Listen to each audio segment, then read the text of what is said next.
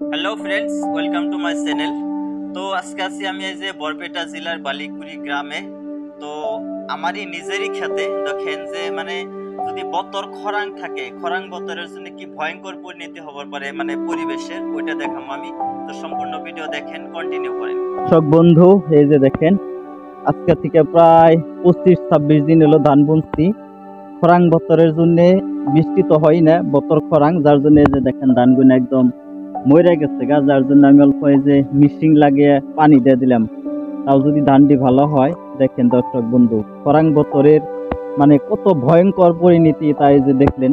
দেখেন এই যে মাটি ফাইটে হয়ে গেছে গা, আমার এই যে ধানগুলো এই যে মরে গেছে গা। দেখেন এই জন্য সব মরে গেছে। এখন পানি দিলাম, এখন আল্লাহ কি করবো, আল্লাহ বর্ষা। এই যে দেখেন ধানের জন্য সব মরে গেছে গা।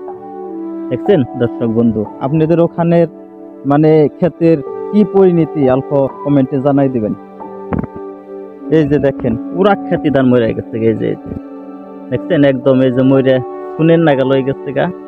এখন তো পানি দিলাম, আল্লাহ অবশ্য এখন আল্লাহ যা করে, এখন দেওয়ার মালিক আল্লাহ, উনি ভালো জানে কি করব। দেখেন অবস্থা, দেখেন ধান মরে একবার শুন খেত হয়ে গেছে গা। খেতে পানি দিতেছি, তো ধান তো বানান লাগবো, কষ্ট করে বুনছি ধান। যদি ধান না হয় তাহলে আমরাই বান খাবো কি, বা মানুষই বান খাবো কি। এই দেখেন অবস্থা, দেখেন ক্ষেতের একদম মাটি ফাইটে।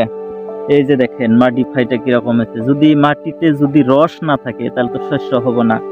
যার জন্য আমি কি করছি, এই যে পানি দিতেছি। ওই যে পানি, আমার ওই ক্ষেতে পানি গাছ আছে, এই ক্ষেত শুকান, ওই ক্ষেত হইলে আর কি এই ক্ষেতে পানির একটা ব্যবস্থা করে দিম আর কি।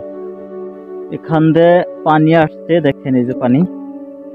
তো পানির মাঝখানে এই যে কত একদম মাটি ফাইটে একদম চারা হয়ে গেছে। ধানের কোনো জুড়ি নাই, শক্তি নাই ধানের। দেখেন এই যে দর্শক বন্ধু, এই যে পানি পাইছে যদিও পানি মাটিতে খাইয়া নিচে, তাও একদম ফাটাটা কিভাবে আছে দেখেন।